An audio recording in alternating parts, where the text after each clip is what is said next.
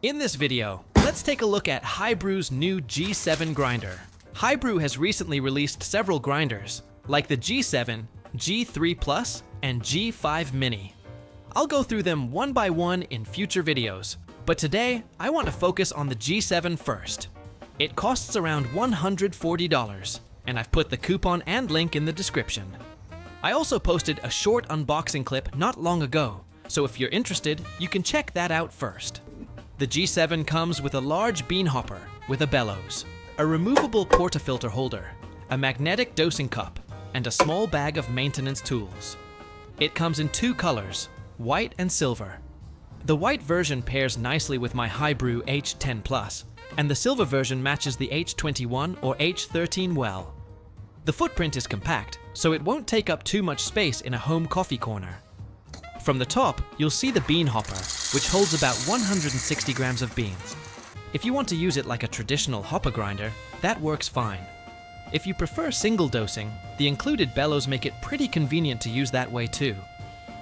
Around the middle is the grind adjustment dial. It has 48 settings, and the hopper is marked with suggested ranges for different brewing methods. The body is metal, and the control area sits in the center of the front panel. Under that is the stainless steel chute.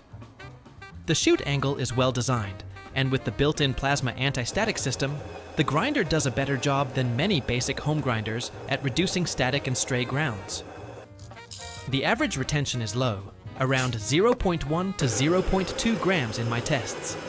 In terms of speed, grinding 18 grams of coffee for espresso takes about 20 seconds, which is pretty good for a home electric grinder. Under the chute is a removable portafilter holder. It works with both 3-tab and 2-tab 58mm portafilters, as well as 51 and 54mm ones. You can also remove it and use the magnetic dosing cup instead. On grinders like this, the holder can be a bit awkward when you use a dosing ring, because the portafilter may not sit securely, and without a ring, grounds can spill as they pile up. So in daily use, I usually prefer the dosing cup, or I just place the portafilter on the platform with a dosing ring. That feels simpler. In terms of noise, the G7 is about what you'd expect from a typical home grinder. It's not super quiet, but it's not overly loud either. Overall, the design is pretty traditional, but the layout makes sense, and it's easy to get used to without much hassle. On the control panel, once you turn it on, you can see the backlit touch buttons. You can use one-touch grinding for single or double doses, each with its own preset grinding time, and you can also long press to adjust the grind time in 0.1 second steps. You can press the single and double buttons together to switch between 51, 54, and 58mm presets. The default time is just a starting point, so you'll still need to tweak it based on your beans and your actual output. If you're using it as a single dose grinder, you can just press start and let it run until the beans are fully ground. Cleaning is fairly easy. The lock and unlock marks on the hopper are clear, so removing it is straightforward. Once the hopper is off, you can see the burr set directly. The outer burr can be lifted out for cleaning as well. It uses a 48mm stainless steel conical burr. Compared with smaller entry-level grinders, that should give it better efficiency and a smoother grinding process. Now let's make a shot and see how it performs.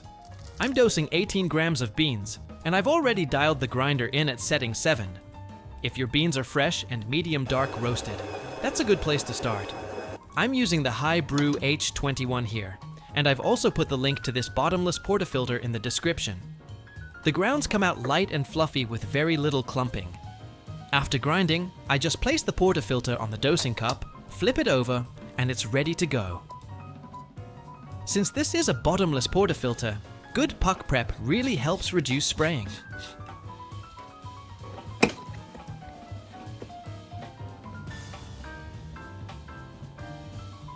After pre-infusion, the extraction starts smoothly. The pressure stays around 9 bar, a little above that, and the whole shot looks stable. I've talked about the H21 before, so if you want a more detailed look at that machine, you can check that video as well.